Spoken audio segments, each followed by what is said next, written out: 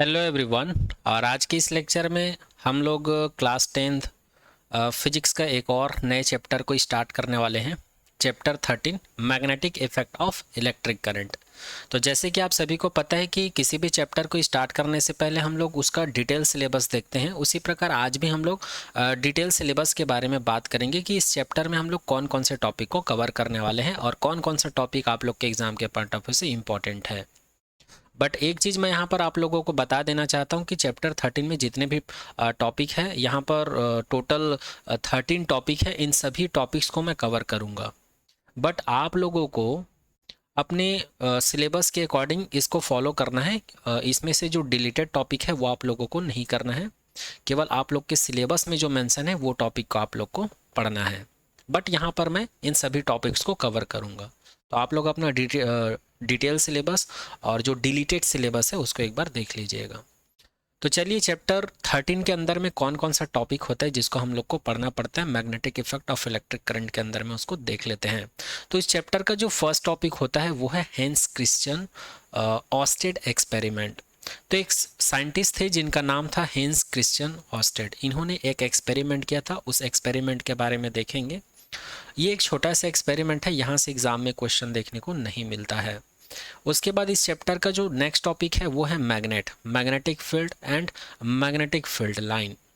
यहाँ से बहुत रेयर सिचुएशंस में क्वेश्चन पूछा जाता है और वो पूछा जाता है यहाँ से। मैग्नेटिक फील्ड लाइन से क्वेश्चन पूछते हैं और मैग्नेटिक फील्ड से छोटा छोटा क्वेश्चन बनता है, बाकी यहाँ से उतना ज़्यादा क्वेश्चन भी नहीं बनता है। उसके बाद इस चैप्टर का जो नेक्स्ट टॉपिक है वो है 3rd नंबर का टॉपिक है magnetic field due to current carrying conductor. ये आप लोग के एग्जाम के पॉइंट ऑफ व्यू से इंपॉर्टेंट है, यहाँ से बोर्ड एग्जाम में क्वेश्चंस बनते हैं। उसके बाद इस चैप्टर का नेक्स्ट टॉपिक है राइट हैंड थंब रूल। ये भी इम्पॉर्टेंट है, आप लोग के एग्जाम में, बोर्ड एग्जाम में यहाँ से भी क्वेश्चन बनता है। डायरेक्ट आप लोगों को रूल पूछा जाता है कि राइट हैंड थंब रूल का स्टेटमेंट क्या है। इसके बाद इस चैप्टर का 5th नंबर का टॉपिक है magnetic field due to current through a circular loop. ये भी इम्पॉर्टेंट है। आगे बात करते हैं 6 नंबर का topic magnetic field due to current in solenoid. ये भी इम्पॉर्टेंट है, यहाँ से भी क्वेश्चन पूछा जाता है। सोलेनॉइड क्या होता है, सोलेनॉइड की क्या प्रॉपर्टी होती है, ये सारा चीज़ यहाँ से पूछते हैं। सोलेनॉइड जो है बार मैग्नेट की तरह बिहेव क्यों करता है, क्या क्या सिमिलरिटीज़ होते हैं, ये सारा चीज़ क्वेश्चन पूछा जाता है। और जो सोलेनाइड होता है इसमें नंबर ऑफ टर्म्स और जो उसकी जो लेंथ है उसके ऊपर क्या इफेक्ट पड़ता है मैग्नेटिक फील्ड के ऊपर, यदि सोलेनॉइड के लेंथ को इंक्रीज करें या नंबर ऑफ टर्न्स को हम लोग इंक्रीज करें तो इस टाइप का क्वेश्चन बनता है। ये सारा चीज़ हम लोग डिटेल में डिस्कस करेंगे। उसके बाद इस चैप्टर का नेक्स्ट टॉपिक है 7th नंबर का, वो है force on current carrying conductor in magnetic field. उसके बाद इस चैप्टर का नेक्स्ट टॉपिक है फ्लेमिंग लेफ्ट हैंड रूल। ये भी इंपॉर्टेंट है, यहाँ से भी आप लोगों को स्टेटमेंट वाला क्वेश्चन देखने को मिल जाता है। जैसे राइट हैंड थंब रूल का पूछते हैं वैसे ही फ्लेमिंग लेफ्ट हैंड रूल का क्वेश्चन भी आता है। इसके बाद इस चैप्टर का नेक्स्ट टॉपिक है माइकल फैराडे एक्सपेरिमेंट। यहाँ पर हम लोग इलेक्ट्रोमैग्नेटिक इंडक्शन के बारे में बात करेंगे। उसके बाद इस चैप्टर का जो 10th नंबर का टॉपिक है वो है फ्लेमिंग राइट हैंड रूल, जो कि इलेक्ट्रोमैग्नेटिक इंडक्शंस में फोर्स के डायरेक्शंस को फाइंड आउट करने के लिए इस रूल को पढ़ना पड़ता है। उसके बाद इस चैप्टर का नेक्स्ट टॉपिक है डीसी एंड एसी करंट। यहाँ पर normally DC current AC current होता क्या है इसके बारे में जानेंगे, यहाँ से भी क्वेश्चन नहीं बनता है। बट ये 12th नंबर का जो टॉपिक है उसको पढ़ने के लिए डीसी एसी के बारे में जानना है, इसलिए इसको पढ़ना पड़ेगा। उसके बाद इस चैप्टर का जो नेक्स्ट टॉपिक है 12th नंबर का वो है इलेक्ट्रिक मोटर, या इसी को इलेक्ट्रिक जनरेटर कहा जाता है। और इलेक्ट्रिक जनरेटर जो है 2 टाइप से होता है, एक एसी जनरेटर होता है, एक डीसी जनरेटर होता है। तो हम लोग इस चैप्टर में एसी जनरेटर के बारे में बात करेंगे। उसके बाद इस चैप्टर का लास्ट टॉपिक है डोमेस्टिक इलेक्ट्रिक सर्किट। जो हम लोग के घरों में जो सर्किट कनेक्शन यूज़ किया जाता है इलेक्ट्रिक करंट को सप्लाई करने के लिए, उसी को डोमेस्टिक इलेक्ट्रिक सर्किट कहा जाता है। तो इसके बारे में भी हम लोग डिटेल में बात करेंगे इस चैप्टर के अंदर में। उसके बाद लास्ट में जब ये चैप्टर कंप्लीट हो जाएगा तो हम लोग कोशिश करेंगे कि एनसीईआरटी प्रॉब्लम जो भी आप लोग के बुक में जो प्रॉब्लम दिया हुआ है, चाहे वो इंडेक्स क्वेश्चन हो, चाहे एग्जाम्पल हो, चाहे वो एक्सरसाइज क्यों ना हो, तो उन सभी को हम लोग प्रयास करेंगे करने का। तो चलिए इस चैप्टर को स्टार्ट करते हैं फर्स्ट टॉपिक के साथ, हैंस क्रिश्चियन ऑस्टेड एक्सपेरिमेंट के साथ। तो ये रहा फर्स्ट टॉपिक। तो ये एक साइंटिस्ट थे जिन्होंने एक एक्सपेरिमेंट किया था। उन्होंने अपने एक्सपेरिमेंट में क्या किया था, ये जो यहाँ पर जो डायग्राम बना है इसी को मैं यहाँ पर रीड्रॉ करके बता देता हूँ आप लोग के लिए, लेकिन आप लोग को अपने नोट्स में या एग्ज़ाम में ये वाले डायग्राम को बनाना है। फ़िलहाल अभी मैं इस डायग्राम को एक बार रीड्रॉ कर देता हूँ। जैसे कि हम लोग कंसिडर कर लेते हैं, ये हमारे पास क्या है, एक कंडक्टर वायर है। यह हमारे पास क्या है, एक कंडक्टर वायर है। अब कंडक्टर वायर मतलब किसी भी मटेरियल का बना हो सकता है, बस इसमें करंट इजीली फ्लो होना चाहिए। ये कॉपर का हो सकता है, एल्यूमिनियम का हो सकता है, सिल्वर हो सकता है, या कोई भी अदर एलिमेंट्स हो सकते हैं, बट ये कंडक्टर होना चाहिए।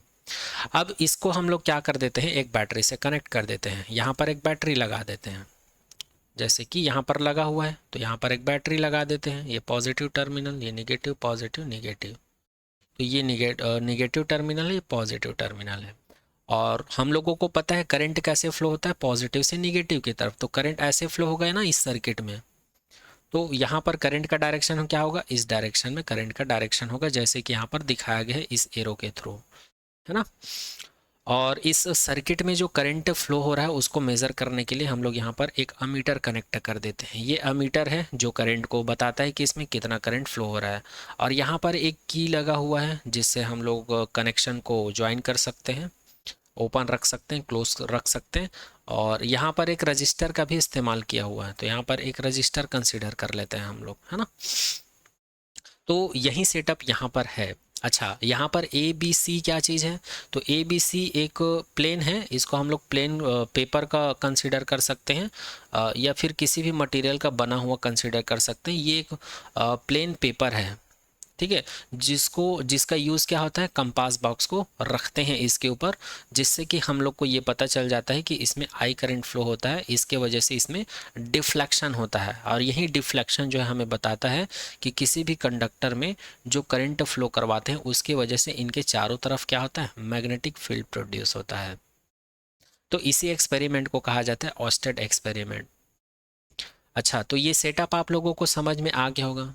तो इसको कर क्यों रहे हैं, इसका एम्बिशन क्या है, एम क्या है, ऑब्जेक्टिव क्या है इस एक्सपेरिमेंट का। तो इस एक्सपेरिमेंट का ऑब्जेक्टिव ये है कि हेंस क्रिस्टन ऑस्टेड ने अपने इस एक्सपेरिमेंट के थ्रू ये पता लगाना चाह रहे थे कि किसी भी करंट कैरिंग कंडक्टर में इसके चारों तरफ मैग्नेटिक फील्ड होता है या नहीं। तो इसको पता लगाने के लिए एक वायरलेस में करंट फ्लो करवाया इस डायरेक्शन में, और पास में इन्होंने क्या रखा, इसके ऊपर में, वायर के ऊपर में कंपास बॉक्स रखा। तो इसके निडल में क्या होने लगा, डिफ्लेक्शन प्रोड्यूस होने लगा। डिफ्लेक्शन मतलब ये वेरी करने लगा, गोल गोल घूमने लगा, क्लॉकवाइज एंटी क्लॉकवाइज डायरेक्शन में ये क्या करने लगा, वेरी करने लगा, जिससे कि यहाँ पर पता चल गया कि करंट कैरिंग कंडक्टर में मैग्नेटिक फील्ड क्या होता है, प्रोड्यूस होता है।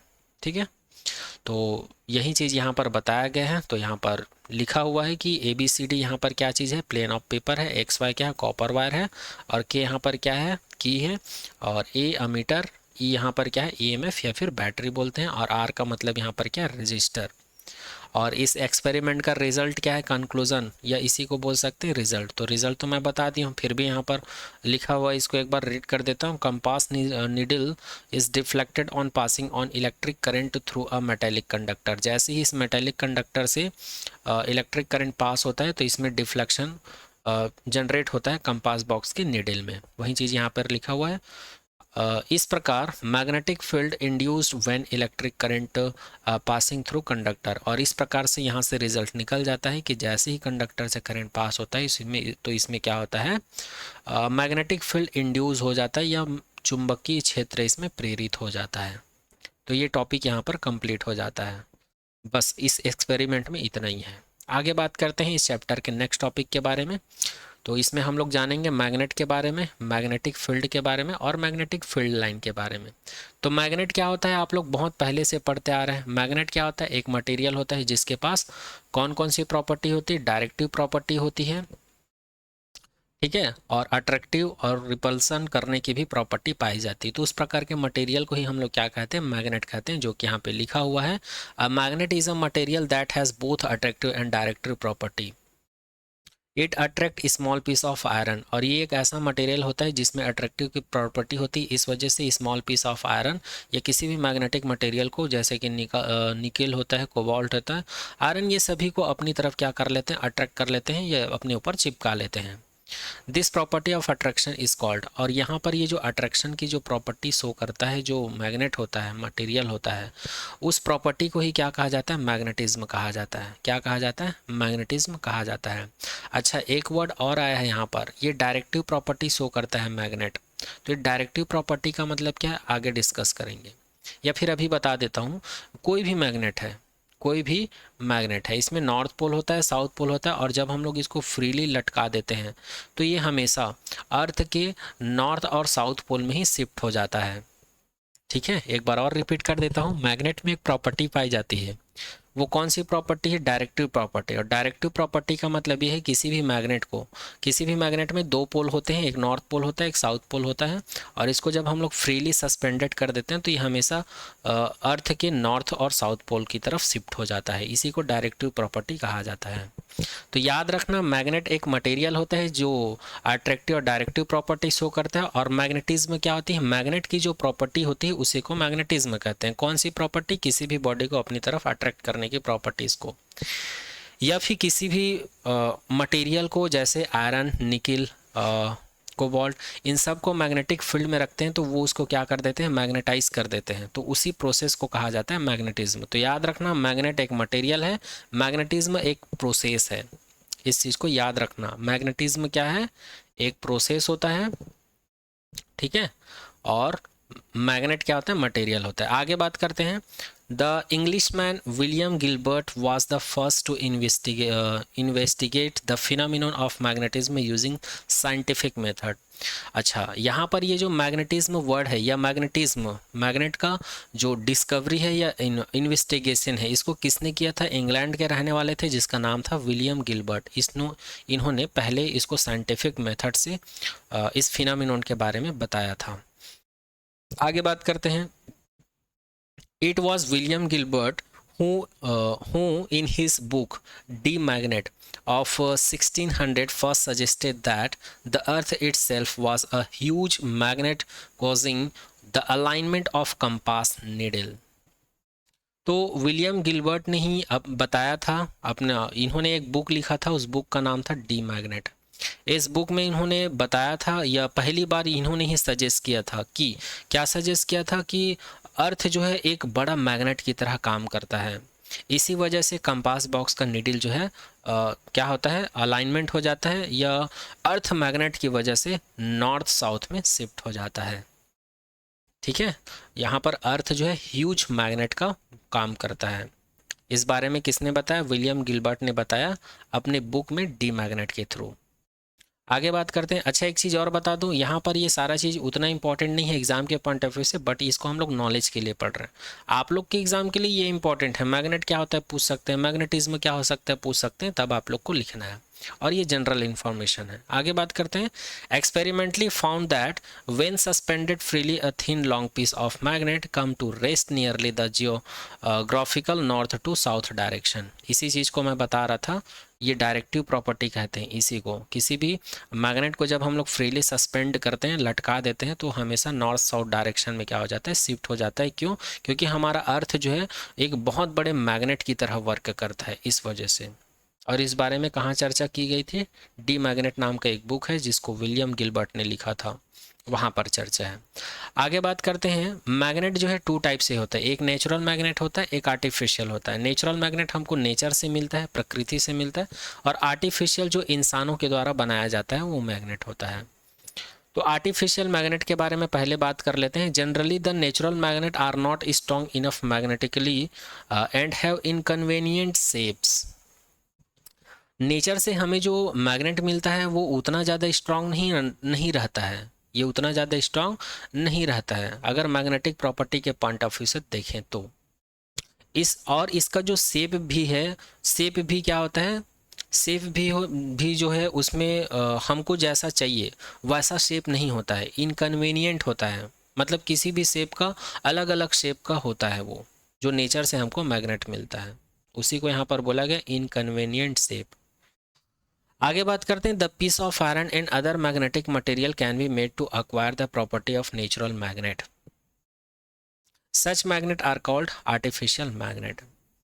जो आयरन निकल या कोई भी मैग्नेटिक मटेरियल होता है जो मैग्नेट में चिपक जाता है वो सभी मैग्नेटिक मटेरियल कहलाते हैं। तो इन्हीं मैग्नेटिक मटेरियल को यूज़ करके नेचुरल मैग्नेट बनाया जाता है, उसी को कहा जाता है नेचुरल मैग्नेट की प्रॉपर्टी को उसमें डाला जाता है।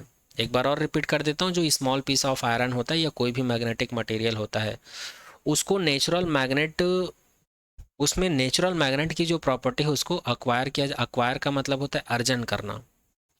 तो जो स्मॉल पीस ऑफ आयरन होता है या कोई भी मैग्नेटिक मटेरियल होता है उसमें जो नेचुरल मैग्नेट की जो प्रॉपर्टी है उसको डाला जाता है। तो उसके बाद हमको जो मैग्नेट मिलता है उसी को आर्टिफिशियल मैग्नेट बोलते हैं। ठीक है, आगे बात करते हैं। They are generally available in the following forms. जो आर्टिफिशियल मैग्नेट है वो हमको किस किस टर्म्स में मिलते हैं? तो सबसे पहली चीज़ बार मैग्नेट के टर्म्स में मिलता है। बार मैग्नेट जैसे कि यहाँ पर ये बता रहा था, ये बार मैग्नेट है ना, bar magnet.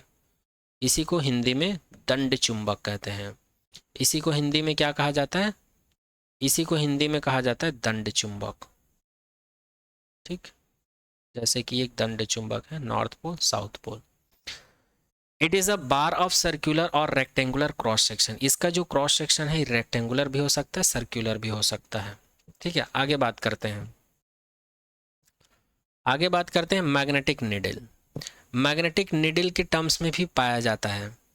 It is a thin magnetised steel needle having pointed and and is pivoted at its center so that it is free to rotate in a horizontal plane।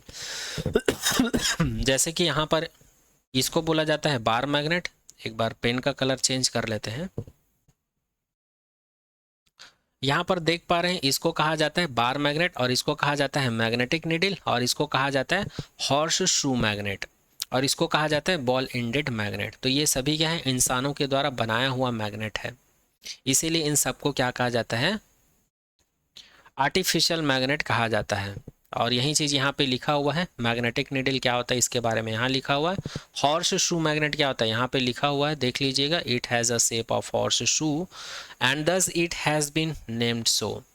इसका जो shape है horse के पैर में जो नाल लगा रहता है जिसको हम लोग हॉर्स शू बोलते हैं, उसी के शेप का है, इसलिए इसको हॉर्स शू मैग्नेट कहा जाता है।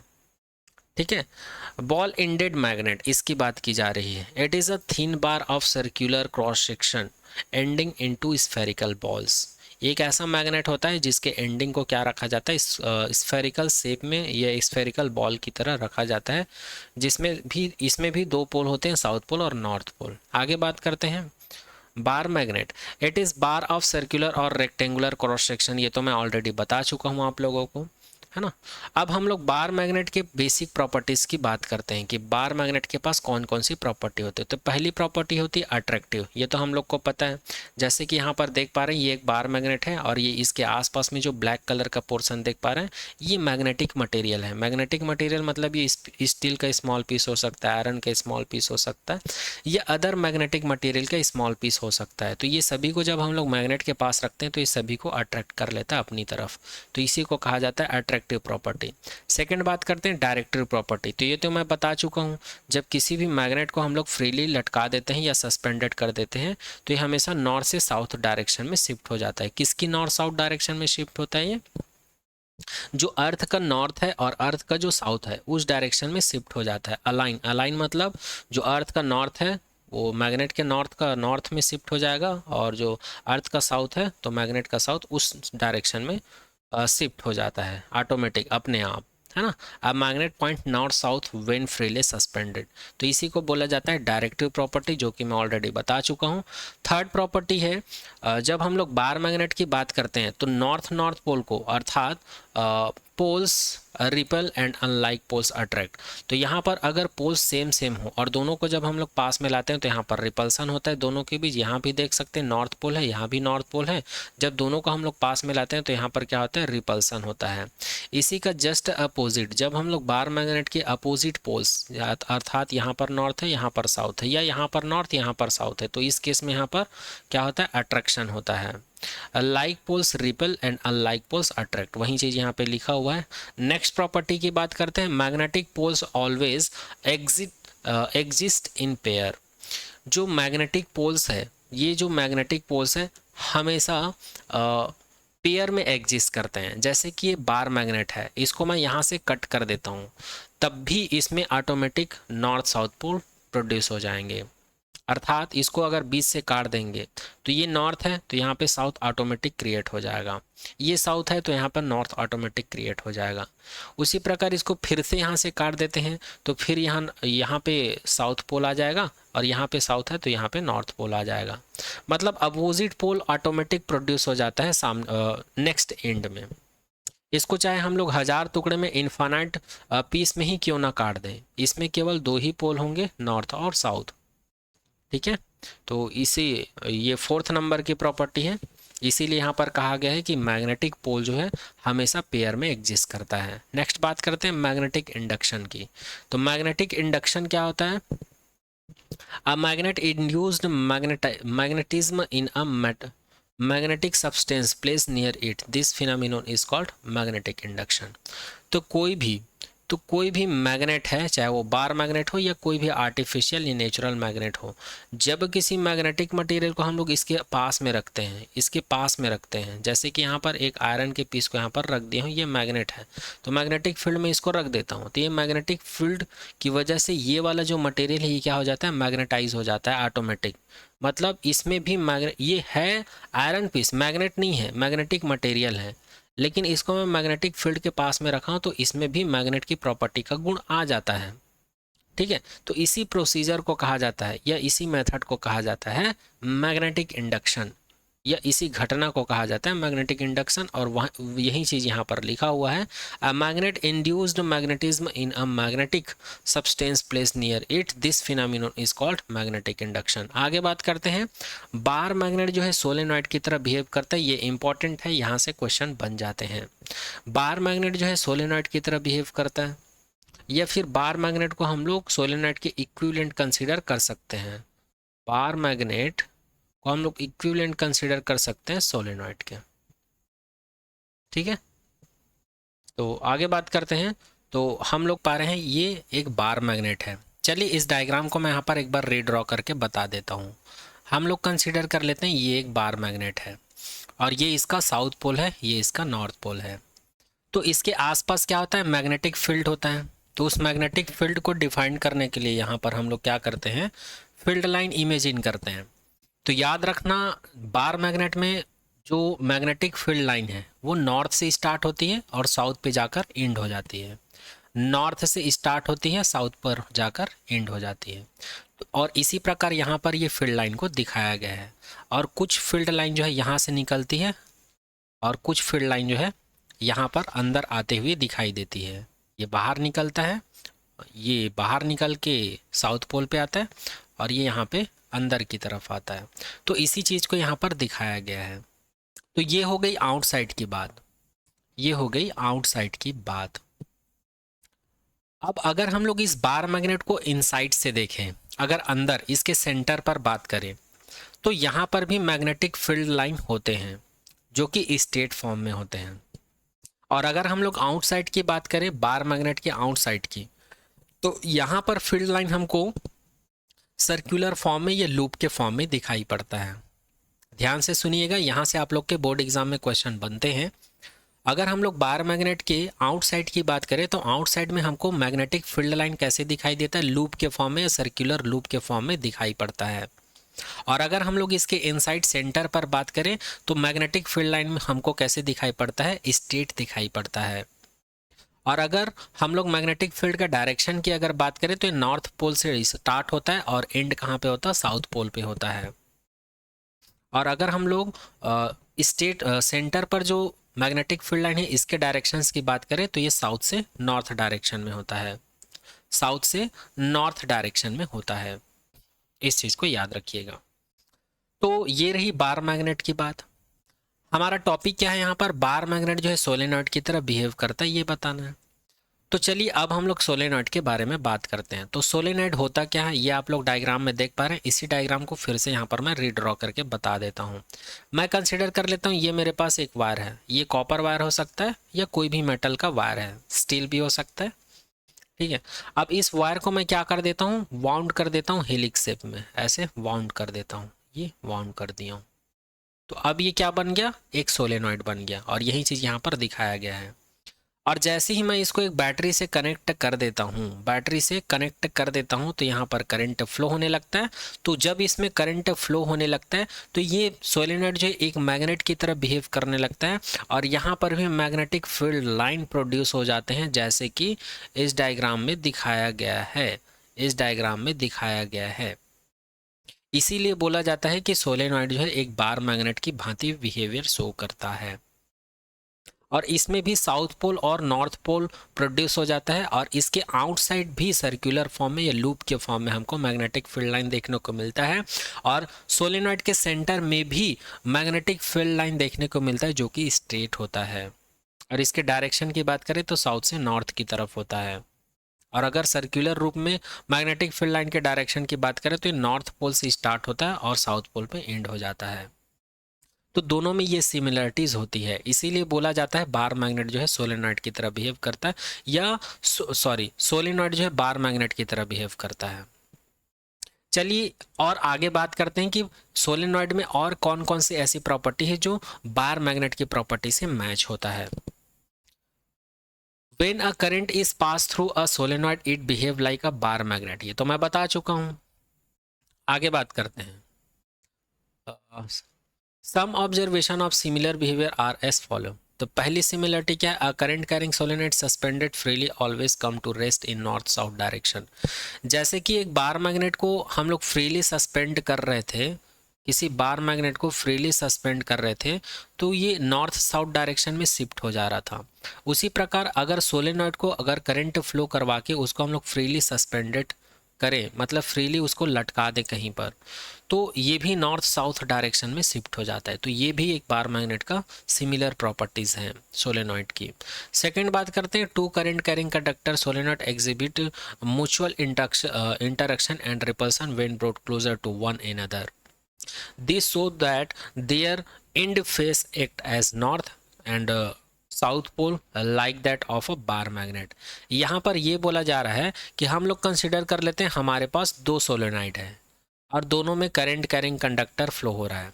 तो जब हम लोग दोनों को पास में लाते हैं और ये दोनों एक दूसरे को अट्रैक्ट कर रहे हैं, इसका मतलब एक नॉर्थ पोल का काम कर रहा है, एक साउथ पोल का काम कर रहा है। और यदि दोनों को पास लाने पर ये एक दूसरे को रिपल कर रहा है, मतलब ये नॉर्थ हो सकता, ये नॉर्थ है तो ये भी नॉर्थ होगा, और यदि ये साउथ है तो ये भी साउथ होगा, ऐसा बोला जा रहा है ना। यदि टू करंट कैरिंग सोलेनॉइड है हमारे पास तो ये आपस में अट्रैक्शन भी होता है, रिपल्सन भी होता है। ये डिपेंड करता है कि इसका जो ये टर्म्स है ये कौन से पोल की तरह बिहेव कर रहा है। तो ये भी सिमिलरिटीज पाई जाती है सोलेनॉइड में। नेक्स्ट बात करते हैं, the magnetic field of both the bar magnet and current carrying solenoid at any far away axial point are given by the same expression.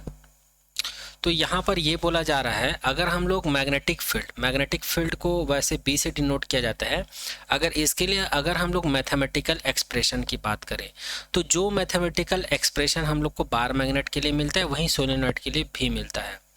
अच्छा एक चीज़ बता दूँ, ये 10th क्लास के पॉइंट ऑफ व्यू से इम्पॉर्टेंट नहीं है, ठीक है, बट यहाँ पर है, तो याद रख लीजिएगा कि बार मैग्नेट के लिए जो मैथमेटिकल एक्सप्रेशन मिलता है वही हम लोग को सोलेनॉइड के केस में भी मिलता है। नेक्स्ट सिमिलरिटीज की बात करते हैं, ये इंपॉर्टेंट है। A solenoid as an equivalent bar magnet, जैसे कि जो बार मैग्नेट था जिसकी लेंथ L था और ये साउथ पोल है, ये नॉर्थ पोल है, जब हम लोग इसको कई टुकड़ों में कट कर देते थे तो इसमें फिर से south pole north pole south pole north pole automatic produce हो जाता था। ठीक है, ये बार मैग्नेट की प्रॉपर्टीज होती है कि इसको इनफाइनाइट नंबर या कितने भी नंबर्स में हम लोग इसको कट कर दें, इसमें केवल दो ही पोल होते हैं, साउथ और नॉर्थ। इसी प्रकार सोलेनॉइड में भी होता है, जैसे कि हम लोग कंसिडर कर लेते हैं ये एक सोलेनॉइड है जिसकी लेंथ L है, अगर इसको भी हम लोग कट करेंगे उसके बाद इसमें करंट फ्लो करवाएंगे तो इसमें मैग्नेटिक फील्ड प्रोड्यूस होगा और ये बार मैग्नेट की तरह बिहेव करने लगेगा। और इसको कितने भी टुकड़ों में हम लोग इसको कट करते, ये दो पोल ही जनरेट करेंगे, एक साउथ और एक नॉर्थ पोल। तो ये भी जो सोलेनॉइड है बार मैग्नेट से सिमिलरिटी प्रॉपर्टीज है। आगे बात करते हैं some important definition related to magnetism. यहाँ से भी छोटे छोटे क्वेश्चन बनते हैं आप लोगों के बोर्ड एग्जाम में। केवल डेफिनेशन 1 मार्क्स 2 मार्क्स का ही क्वेश्चन बनता है। जैसे कि आप लोग को यदि पूछ दिया जाए मैग्नेटिक फील्ड होता क्या है, तब आप लोग क्या लिखेंगे?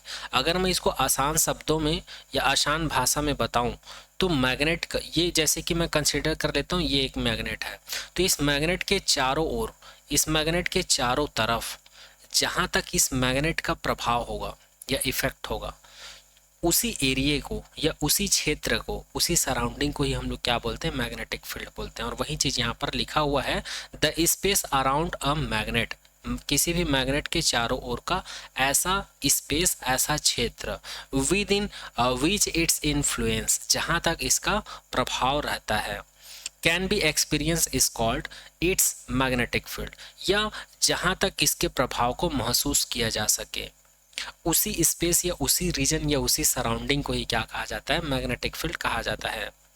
और मैग्नेटिक फील्ड को मैथमेटिकली ऐसे लिखा जाता है, vector B is equal to vector F upon M, जहाँ पर B मैग्नेटिक फील्ड को इंडिकेट करता है और वेक्टर F जो है, ये जो मैग्नेटिक फील्ड की वजह से किसी मैग्नेटिक मटेरियल या आयरन के एक बॉल को यहाँ पर रख देता हूँ, तो ये मैग्नेट इसको क्या करेगा? अपनी तरफ अट्रैक्ट करेगा। तो अट्रैक्ट क्यों कर रहा है?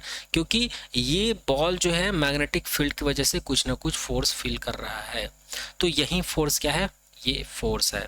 और ये जो बॉडी है जिसको मैग्नेटिक फील्ड में हम लोग रखे हैं और मैग्नेटिक फील्ड इसको अट्रैक्ट कर रहा है या मैग्नेटाइज कर रहा है, तो इस बॉडी की जो मास होती है वो है m। तो मैग्नेटिक फील्ड को मैथमेटिकली ऐसे लिखा जाता है, याद रखिएगा, B is equal to F upon M। वैसे डेफिनेशन इंपॉर्टेंट है 10th क्लास के पॉइंट ऑफ व्यू से, ये मैथमेटिकल एक्सप्रेशन उतना इंपॉर्टेंट नहीं है, फिर भी यहाँ से कुछ कॉन्सेप्चुअल क्वेश्चन बन जाते हैं, तो आप लोग ये एक्सप्रेशन याद रख सकते हो। आगे बात करते हैं, uniform magnetic field and non uniform magnetic field होता क्या है? यूनिफॉर्म मैग्नेटिक फील्ड का मतलब होता है एक समान चुंबकीय क्षेत्र। एक समान चुंबकीय क्षेत्र बोलने का मतलब ये है, चलिए मैं इसको शॉर्ट में ऐसे समझाता हूँ। जैसे कि ये एक मैग्नेट है, जैसे कि ये एक मैग्नेट है, तो इसके चारों ओर क्या रहेगा? फील्ड रहेगा। मैग्नेटिक फील्ड क्या रहेगा? चारों तरफ सेम रहेगा। अब यहाँ पर किसी स्टील बॉल या मैग्नेटिक मटेरियल या आयरन के पीस को यहाँ पर मैं रख देता हूँ, तो इस आयरन के पीस को यहाँ पर रखूँ, चाहे यहाँ पर रखूँ, चाहे यहाँ पर रखूँ, इसको मैं पॉइंट A कंसीडर कर लेता हूँ, इसको मैं पॉइंट B कंसीडर कर लेता हूँ, इसको मैं पॉइंट C कंसीडर कर लेता हूँ। तो इस मैग्नेटिक फील्ड की वजह से A वाले बॉल पर जितना फोर्स लग रहा है उतना ही फोर्स यहाँ पर भी लगेगा और उतना ही फोर्स यहाँ पर भी लगेगा। तो इस प्रकार इस पॉइंट पर मैग्नेटिक फील्ड का जो मैग्नीट्यूड है और इस पॉइंट पर मैग्नेटिक फील्ड का जो मैग्नीट्यूड है और इस पॉइंट पर जो मैग्नेटिक फील्ड का मैग्नीट्यूड है, ये क्या होगा? सेम होगा, इक्वल होगा। तो इस प्रकार का जो फील्ड है या मैग्नेटिक फील्ड है, इसको कहा जाता है यूनिफॉर्म मैग्नेटिक फील्ड। और यही चीज यहाँ पर लिखा हुआ है, a magnetic field in a region is said to be uniform if it has same magnitude in same direction at all point of that region. तो किसी भी मैग्नेट के चारों ओर का जो क्षेत्र होता है, ये जो रीजन होता है, रीजन का मतलब भी होता है क्षेत्र, उसको हम लोग यूनिफॉर्म मैग्नेटिक फील्ड तब कहते हैं उस क्षेत्र को।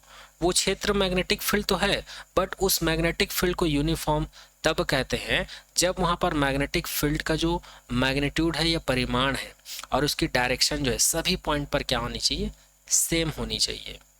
जैसे कि यहाँ पर दिखाया गया है, ये जस्ट नोटेशन है, मैग्नेटिक फील्ड को डिफाइंड करने का ये नोटेशन है। मैग्नेटिक फील्ड को 3 तरीके से डिनोट किया जाता है, डिफाइंड किया जाता है। एरो से इक्विडिस्टेंस, ये एरो का सिंबल है ना, पैरेलल लाइन है। और यहाँ पर ये भी मैग्नेटिक यूनिफॉर्म मैग्नेटिक फील्ड का नोटेशन है, ये सिंबल है। और यहाँ पर डॉटेड है, ये डॉटेड हमें ये बताता है कि मैग्नेटिक फील्ड का डायरेक्शन आउटवर्ड है, जो प्लेन है प्लेन के परपेंडिकुलर डायरेक्शन में आउटवर्ड है। और ये हमें बताता है कि मैग्नेटिक फील्ड का डायरेक्शन जो है प्लेन के परपेंडिकुलर इनवर्ड है। कहाँ है? इनवर्ड है, मतलब इस प्लेन के अंदर की तरफ है मैग्नेटिक फील्ड का डायरेक्शन और इसमें बाहर की तरफ है। ठीक है, A magnetic field in a region is said to be non-uniform if it has different magnitude and direction at all point of that region. और इस मैग्नेटिक फील्ड को हम लोग नॉन यूनिफॉर्म मैग्नेटिक फील्ड तब कहते हैं जब अलग अलग पॉइंट पर मैग्नेटिक फील्ड का मैग्नीट्यूड क्या हो, डिफरेंट हो, और डायरेक्शन भी जरूरी नहीं है कि सेम डायरेक्शन हो। ठीक है, तो यहाँ पर ये जो डायग्राम देख पा रहे हैं ये यूनिफॉर्म मैग्नेटिक फील्ड के लिए है, और यदि हम लोग नॉन यूनिफॉर्म मैग्नेटिक फील्ड की बात करें तो उसको कुछ इस प्रकार से रिप्रेजेंट किया जाता है। और नॉन यूनिफॉर्म में क्या होता है, जैसे कि यहाँ पर एक मैग्नेटिक मटेरियल, ये स्टील बॉल को रख देता हूँ और एक बॉल को यहाँ पर रख देता हूँ, इसको मैं ए नाम दे देता हूँ, इसको बी नाम दे देता हूँ। तो यहाँ पर मैग्नेटिक फील्ड का जो मैग्नीट्यूड है बी पॉइंट पर ज़्यादा होगा, बी पॉइंट पर ज़्यादा होगा ए के कंपेरिजन में। तो इस प्रकार का जो मैग्नेटिक फील्ड है इसको नॉन यूनिफॉर्म मैग्नेटिक फील्ड कहा जाता है। और वहीं केस यहाँ पर भी है, यहाँ पर कोई बॉल है और यहाँ पर कोई बॉल है, तो यहाँ पर इसको मैं ए कंसिडर कर लेता हूँ, इसको बी। तो इस केस में भी ए पॉइंट पर हम लोग को क्या मिलेगा, ज़्यादा मैग्नेटिक फील्ड का मैग्नीट्यूड मिलेगा। तो दोनों में क्या है, डिफरेंट डिफरेंट है, यहाँ पर ज़्यादा यहाँ पर कम, यहाँ पर ज़्यादा यहाँ पर कम। तो इस प्रकार का जो मैग्नेटिक फील्ड है इसको नॉन यूनिफॉर्म मैग्नेटिक फील्ड कहा जाता है। बट हम लोग यूनिफॉर्म के केस में बात करें, अगर यहाँ पर मैं इस पॉइंट पर बात करूँ या फिर मैं इस पॉइंट पर बात करूँ, ठीक है, तो जितना फोर्स फील ये यहाँ पर करेगा, जितना मैग्नेटिक फील्ड का मैग्नीट्यूड यहाँ पर जितना होगा उतना ही यहाँ पर भी होगा, उतना ही यहाँ पर भी होगा। तो इस प्रकार के जो मैग्नेटिक फील्ड है उसको कहा जाता है यूनिफॉर्म मैग्नेटिक फील्ड। आगे बात करते हैं मैग्नेटिक पोल्स के बारे में। These are the region of apparently concentrated magnetic strength in the magnet where the magnetic attraction is maximum, या इसी को दूसरे तरीके से बोल सकते हैं, it is a region at each end of magnet where the external magnetic field is strongest. तो मैग्नेटिक पोल्स क्या होता है, किसी भी मैग्नेट का एक ऐसा हिस्सा होता है या एक ऐसा एंड होता है या एक ऐसा क्षेत्र होता है जहां पर मैग्नेटिक फील्ड का स्ट्रेंथ सबसे ज़्यादा होता है या मैक्सिमम होता है, उसी को कहा जाता है मैग्नेटिक पोल्स। जैसे कि ये एक मैग्नेट है और ये बाहर से कहाँ पर स्ट्रांग है, इस पॉइंट पर स्ट्रांग है और इस पॉइंट पर स्ट्रांग है, तो इसको मैं क्या नाम दे देता हूँ, पोल नाम दे देता हूँ। और इसी चीज़ को यहाँ पर लिखा हुआ है, दिस इज द रीजन या दिस आर द रीजन, ठीक है, जहाँ पर पूरे मैग्नेट का जो मैग्नेटिक स्ट्रेंथ है वो क्या रहता है, केंद्रित रहता है, कॉन्सेंट्रेटेड रहता है इस मैग्नेट में, मैग्नेट के अंदर में। और ये इसी पॉइंट पर किसी भी एक्स्ट्रा जो मटेरियल है, मैग्नेटिक मटेरियल है, उसको अट्रैक्ट ज़्यादा करता है। और यही चीज़ यहाँ पर भी लिखा हुआ है, इसी का दूसरा रूप इजी फॉर्म में यहाँ पर लिखा हुआ है, it is the region it is in magnet where the external magnetic field strongest. और आप लोगों ने ये देखा भी होगा, जो बार मैग्नेट होता है जब हम लोग इंड टू इंड उसको पास में लाते हैं तो ये एक दूसरे को अट्रैक्ट करता है बड़ी तेज़ी से। ये डिपेंड करता है ये मैग्नेट के टाइप्स के ऊपर कि स्ट्रॉन्ग मैग्नेट है कि नॉर्मल मैग्नेट है। तो ये इंड पर यहाँ पर जो मैग्नेटिक स्ट्रेंथ है ये ज़्यादा होता है और सेंटर पर कम होता है। तो ये जो एंड है इसी को क्या कहा जाता है, मैग्नेटिक पोल्स कहा जाता है। और अगर हम लोग मैग्नेटिक एक्सिस की बात करें तो जैसे कि ये मेरे पास एक बार मैग्नेट है, ये नॉर्थ पोल है, ये साउथ पोल है, या मैग्नेटिक पोल बोलते हैं नॉर्थ पोल और साउथ पोल को। और यहाँ पर इन दोनों पोल्स को हम लोग क्या कर देते हैं, ज्वाइन कर देते हैं, एक लाइन ड्रॉ कर देते हैं, तो इसको बोला जाता है मैग्नेटिक एक्सिस। इसी लाइन को क्या कहा जाता है, मैग्नेटिक एक्सिस। और इस मैग्नेट के सेंटर पॉइंट पर इस मैग्नेटिक एक्सिस के परपेंडिकुलर एक और लाइन ड्रॉ कर देते हैं जिसको मैग्नेटिक इक्वेटर कहा जाता है। क्या कहा जाता है, मैग्नेटिक इक्वेटर। और वही चीज़ यहाँ पे लिखा हुआ है, the line passing through the poles of a magnet is called the magnetic axis of magnet. वही चीज यहाँ पे लिखा हुआ है। नेक्स्ट बात करते हैं magnetic equator, the line passing through the centre of the magnet and at right angle. Right angle का मतलब यहाँ पर 90 डिग्री का एंगल है इसके बीच और इसके बीच, है ना। Magnetic axis is called the magnetic equator of the magnet. तो एक लाइन है जो किसी भी मैग्नेट के सेंटर से होकर गुजरती है, कितने एंगल से, राइट एंगल से या 90 एंगल से। तो उसी को हम लोग क्या कहते हैं, जो किसके परपेंडिकुलर, मैग्नेटिक एक्सिस के परपेंडिकुलर, है ना। तो इसी लाइन को हम लोग क्या कहते हैं, मैग्नेटिक इक्वेटर कहते हैं। चलिए आगे बढ़ते हैं। और आगे हम लोग बात करते हैं नेक्स्ट मैग्नेटिक लेंथ के बारे में। जैसे कि हम लोग कंसीडर कर लेते हैं ये एक बार मैग्नेट है, ये इसका नॉर्थ पोल है और ये इसका साउथ पोल है। तो अगर हम लोग इसका मैग्नेटिक लेंथ देखें तो जो नॉर्थ पोल होता है और जो साउथ पोल होता है, इन दोनों के बीच के डिस्टेंस को ही कहा जाता है मैग्नेटिक लेंथ। और अगर हम लोग इसके जियोमेट्रिकल लेंथ की बात करें तो मैग्नेट का जो एंड पॉइंट है, तो एंड पॉइंट से फर्स्ट एंड का दूसरे एंड से, फर्स्ट एंड और सेकेंड एंड दोनों के बीच के डिस्टेंस को ही क्या कहा जाता है, जियोमेट्रिकल लेंथ कहा जाता है। और यही चीज यहाँ पर लिखा हुआ है, the distance between the two poles of magnet is called the magnetic length of the magnet. It is slightly less than the geometrical length of the magnet.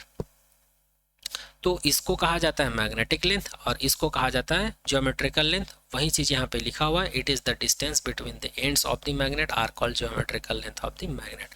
ये जो एंड के बीच का जो डिस्टेंस है उसको ज्योमेट्रिकल लेंथ बोलते हैं। और यहाँ पर ये वाला जो लाइन लिखा है, ये point to be noted, that वाला पॉइंट है, इंपॉर्टेंट पॉइंट है। यहाँ पर ये बोला जा रहा है कि जो मैग्नेटिक लेंथ होता है, मैग्नेटिक लेंथ को चलो मैं इसको मैं एल एम कंसिडर कर लेता हूँ और ज्योमेट्रिकल लेंथ को मैं एल जी कंसिडर कर लेता हूँ। तो ये पॉइंट यहाँ पर याद रखिएगा, यहाँ पर जो सर्कल किया हूँ ये हमको ये बोल रहा है कि जो मैग्नेटिक लेंथ है ये स्लाइटली लेस देन होता है, स्लाइटली लेस देन होता है किससे, अगर हम लोग ज्योमेट्रिकल लेंथ की बात करें तो। ठीक है, चलिए आगे बात करते हैं magnetic field line and their properties के बारे में। अब हम लोग आगे बात करने वाले हैं मैग्नेटिक फील्ड लाइन होता क्या है और इसकी कौन कौन सी प्रॉपर्टीज है। तो सबसे पहली चीज मैं ये बता दूं कि ये जो मैग्नेटिक फील्ड लाइन है इसको किसके द्वारा इंट्रोड्यूस किया गया था फर्स्ट टाइम, एक फिजिसिस्ट थे जिसका नाम था माइकल फैराडे। माइकल फैराडे ने सबसे पहले इंट्रोड्यूस किया था मैग्नेटिक फील्ड लाइन को। इन्होंने क्या क्या बोला था, according to Michael Faraday the magnetic field line of force to represent a magnetic field usually. तो जो मैग्नेटिक फील्ड लाइन होता है इसको किसके द्वारा ऑब्जर्व किया गया था, माइकल फैराडे के द्वारा। और इन्होंने बोला था कि जो मैग्नेटिक फील्ड लाइन होता है वो एक्चुअल में किसको रिप्रेजेंट करता है, मैग्नेटिक फील्ड को रिप्रेजेंट करता है ना। और वही चीज यहाँ पर लिखा हुआ है। नेक्स्ट बात करते हैं, magnetic line of force do not really exist but they are quite useful in describing many different magnetic phenomenons. और अगर हम लोग मैग्नेटिक फील्ड लाइन की बात करें तो ये एक्चुअल में होता ही नहीं है, ये एक्चुअल में होता नहीं है। इसको केवल साइंटिस्ट लोगों के द्वारा मैग्नेट से रिलेटेड जो डिफरेंट टाइप के फिनोमेनॉन है उसको स्टडी के पर्पस से डिस्क्राइब करने के लिए ऐसा इमेजिन किया गया है। ठीक है, चूंकि हम लोग को पता है जो मैग्नेट है इसके चारों तरफ फील्ड होता है लेकिन ये हमको दिखता नहीं है। ठीक है, लेकिन मैग्नेट से कुछ फिनोमेनॉन है मैग्नेट से रिलेटेड, उन सभी को स्टडी करने के लिए इसको हमको कुछ ना कुछ इमेजिन करना पड़ेगा। तो इस प्रकार हम लोग बोल सकते हैं जो मैग्नेटिक फील्ड लाइन जो होता है ये एक प्रकार का इमेजिनरी लाइन होता है, एक्चुअल में नहीं होता है।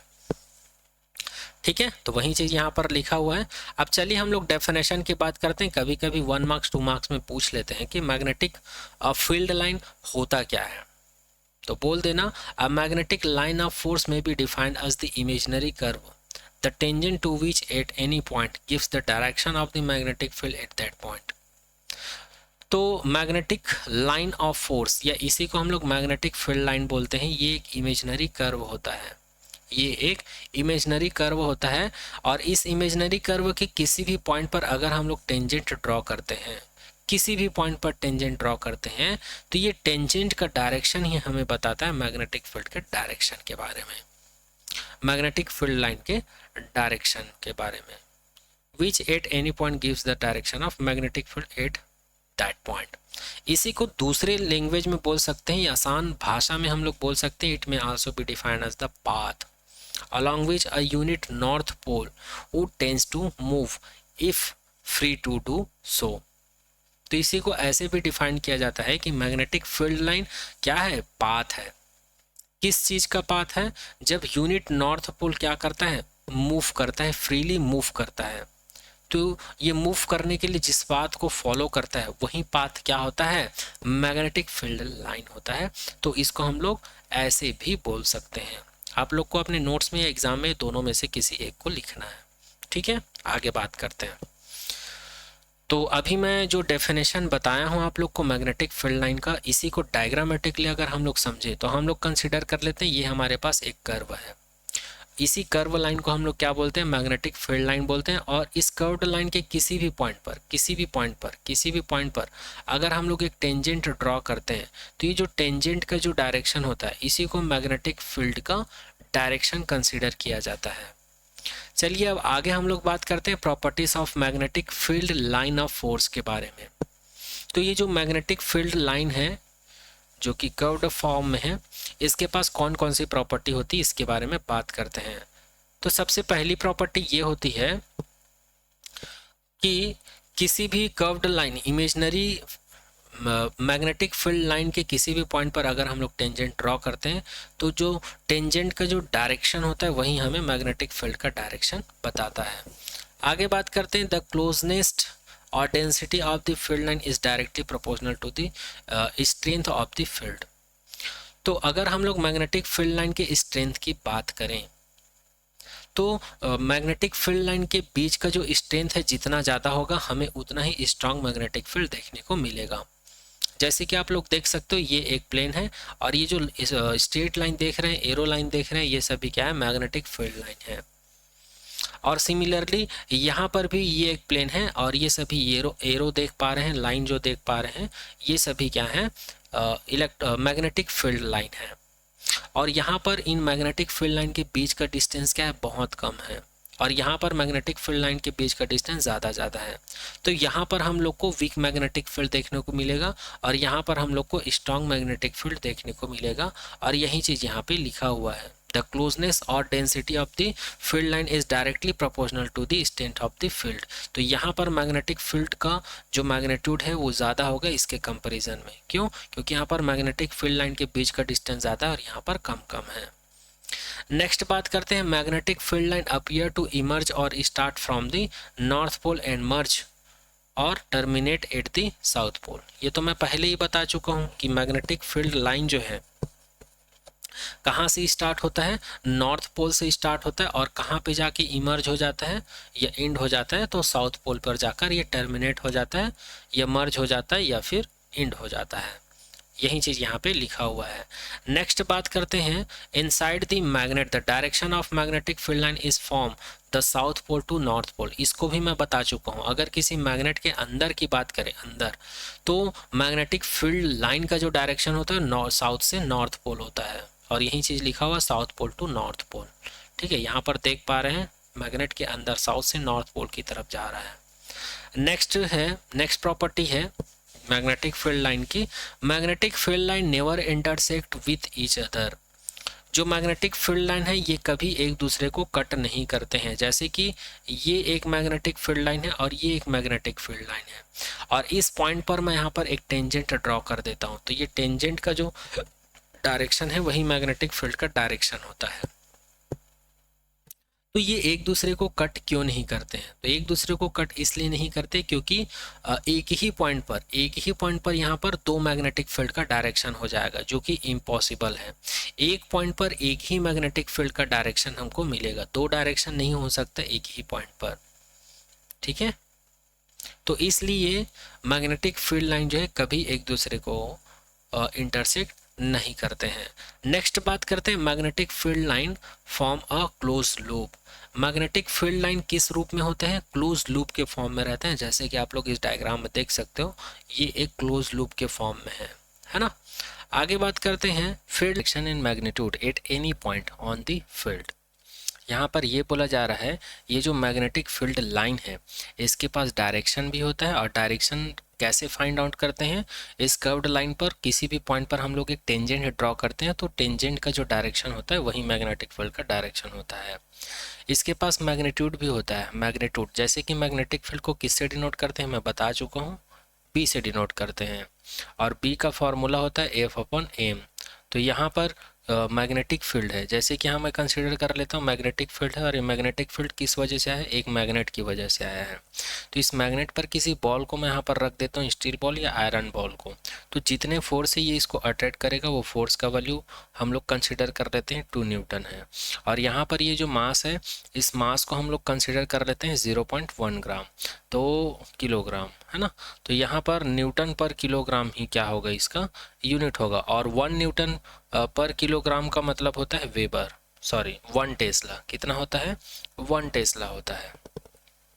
ठीक है, तो यहाँ पर इसी को बोला जाता है मैग्नीट्यूड। तो ये जो बी का जो मैग्नीट्यूड होगा उस इसी को कहा जाता है मैग्नेटिक फील्ड का मैग्नीट्यूड। जैसे कि 1 टेस्ला, 2 टेस्ला, ये सभी मैग्नेटिक फील्ड का मैग्नीट्यूड कहलाता है। जैसे कि यहाँ पर 1 है, और यहाँ पर टेस्ला क्या कहलाता है, मैग्नेटिक फील्ड का एसआई यूनिट कहलाता है। ठीक है, आगे बात करते हैं। Therefore magnetic field line are represent by vector. ये भी मैं पहले ही बता चुका हूँ, इसके पास डायरेक्शन और मैग्नीट्यूड दोनों होता है। इस वजह से वेक्टर फील्ड को एक वेक्टर क्वांटिटी कहा जाता है, और मैग्नेटिक फील्ड को वेक्टर से रिप्रेजेंट करते हैं। डिनोट तो इसको बी से करते हैं, और ये वेक्टर क्वांटिटी, इसलिए यहाँ पर वेक्टर का सिंबल लगा देते हैं। आगे बात करते हैं नेक्स्ट। 8th नंबर की प्रॉपर्टी है, the magnetic field is stronger at the poles because the field line are denser nearer the poles. इसको मैं पहले भी बता चुका हूँ कि जो बार मैग्नेट होता है या कोई भी मैग्नेट होता है, तो उसके पोल पर मैग्नेटिक फील्ड का स्ट्रेंथ ज़्यादा होता है। ठीक है, जब हम लोग मैग्नेटिक पोल की बात कर रहे थे तब इसको मैं बताया था। इसका रीज़न क्या है, इसका रीज़न ये है क्योंकि मैग्नेटिक पोल के पास जो मैग्नेटिक फील्ड लाइन की जो डेंसिटी है वो ज़्यादा होती है, इस वजह से। नेक्स्ट बात करते हैं, magnetic field line exist inside every magnetize material.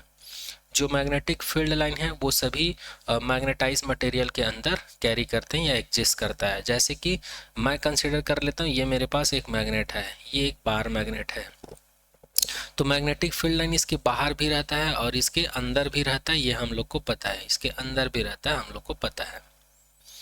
ठीक है, अब मैं यहाँ पर क्या कर देता हूँ, एक स्टील का स्टील का बॉडी ले लेता हूँ, ये एक आयरन पीस ले लेता हूँ। अब इस आयरन पीस को मैं कहाँ रख देता हूँ, मैग्नेटिक फील्ड में ला के रख देता हूँ। तो मैग्नेटिक फील्ड इसके अंदर भी प्रोड्यूस हो जाएगा। ये जो आयरन पीस है ना, आयरन पीस, जैसे ही इसको मैं मैग्नेटिक फील्ड में रखूँगा, आयरन पीस को मैग्नेटिक फील्ड में रखूँगा, तो इसके अंदर भी मैग्नेटिक फील्ड लाइन प्रोड्यूस हो जाएगा, ये एग्जिस्ट करेगा। इसी को बोला जाता है मैग्नेटाइज मटेरियल। मैग्नेटाइज मटेरियल मतलब जिसको हम लोग मैग्नेटिक फील्ड में रख रहे हैं, जो मैग्नेटिक फील्ड की वजह से मैग्नेटाइज होने वाला है, जिसमें जिस आयरन पीस में या जिस भी बॉडी में मैग्नेटिक फील्ड की वजह से उसमें मैग्नेटिक प्रॉपर्टी आने वाली है, उसी को मैग्नेटाइज प्रॉपर्टीज बोलते हैं। तो मैग्नेटाइज मटेरियल में भी क्या एग्जिस्ट करता है, मैग्नेटिक फील्ड लाइन एग्जिस्ट करता है जब हम लोग इसको मैग्नेटिक फील्ड में रखते हैं। तो नेक्स्ट प्रॉपर्टी की बात करते हैं। जैसे कि हम लोग इलेक्ट्रिसिटी में पढ़ चुके हैं, इलेक्ट्रिसिटी में क्या पढ़ चुके हैं, जैसे कि ये मेरे पास एक बल्ब है। अब इस बल्ब में मैं क्या कर देता हूँ, एक बैटरी से कनेक्ट कर देता हूँ। ये एक बैटरी से कनेक्ट कर दिया, ये निगेटिव है, ये पॉजिटिव है। तो हम लोगों को पता है इलेक्ट्रिक करंट जो पॉजिटिव से निगेटिव की तरफ मूव करता है। अर्थात अगर मैं पॉजिटिव चार्ज को सिंगल देखूं और अगर मैं निगेटिव चार्ज को सिंगल देखूं, तो इलेक्ट्रिक फील्ड का डायरेक्शन कहाँ होता है, पॉजिटिव चार्ज से आउटवर्ड की तरफ होता है, और निगेटिव चार्ज में इलेक्ट्रिक फील्ड का डायरेक्शन इनवर्ड होता है, इनवर्ड होता है। ठीक है, इसी प्रकार मैग्नेट के केस में, इलेक्ट्रिसिटी के केस में पॉजिटिव चार्ज जो बिहेवियर शो करता है और नेगेटिव चार्ज जो बिहेवियर शो करता है। मैग्नेटोस्टैटिक्स में अगर मैग्नेट के केस में अगर हम लोग बात करें, तो नेगेटिव जो नॉर्थ पोल होता है इसका बिहेवियर बिल्कुल पॉजिटिव चार्ज की तरह होता है, और जो साउथ पोल का जो बिहेवियर है ये निगेटिव चार्ज की तरह होता है। निगेटिव चार्ज का जो बिहेवियर होता है वैसे ही होता है। ठीक है, इस चीज़ को याद रखिएगा। वैसे यहाँ पर ये आउटवर्ड को क्यों है, इनवर्ट क्यों है, ये यहाँ से आप लोग को समझ में आ गया होगा, ये इलेक्ट्रिसिटी में आप लोग पढ़ चुके होंगे। और यहाँ पर हम लोग नॉर्थ और साउथ पोल को ऐसे क्यों डिनोट करते हैं, इसका भी रीज़न है, क्योंकि हम लोग देख चुके हैं जो बार मैग्नेट था ये नॉर्थ था, साउथ था, तो इसमें मैग्नेटिक फील्ड लाइन कुछ ऐसे जा रहा था, नॉर्थ से स्टार्ट होता है, साउथ पे ख़त्म होता है। तो नॉर्थ पे स्टार्ट होता है, इसका मतलब नॉर्थ पोल से मैग्नेटिक फील्ड लाइन का डायरेक्शन आउटवर्ड होगा ना, तभी तो यहाँ से स्टार्ट होगा। एंड कहाँ पे होगा? साउथ पोल पे एंड होगा, मतलब यहाँ पर इनवर्ड होगा मैग्नेटिक फील्ड लाइन का डायरेक्शन। जबकि इलेक्ट्रिसिटी में क्या होता है, पॉजिटिव चार्ज से स्टार्ट होता है मैग्नेटिक इलेक्ट्रिक फील्ड लाइन और निगेटिव चार्ज पे ख़त्म होता है। अगर हम लोग इलेक्ट्रिसिटी में इलेक्ट्रिक फील्ड लाइन के लिए अगर हम लोग फील्ड लाइन को देखें ध्यान से, तो ये पॉजिटिव निगेटिव ये दोनों एक दूसरे को अट्रैक्ट करते हैं, और यहाँ पर हम लोग को इलेक्ट्रिक फील्ड लाइन कुछ इस प्रकार का देखने को मिलता है। पॉजिटिव चार्ज से स्टार्ट होता है, पॉजिटिव चार्ज से स्टार्ट होता है और नेगेटिव चार्ज पे जाके ख़त्म हो जाता है, एंड हो जाता है। ठीक है, ये सारा चीज़ आप लोग एक बार 12th क्लास में भी पढ़ोगे। Electric field line, electric field, magnetic field line. तो आई होप ये 10th नंबर की प्रॉपर्टी भी आप लोग को समझ में आ गई होगी।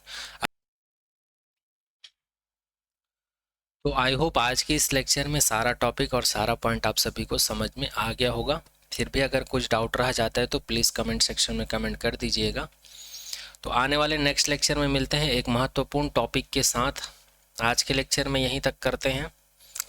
Thank you so much to all.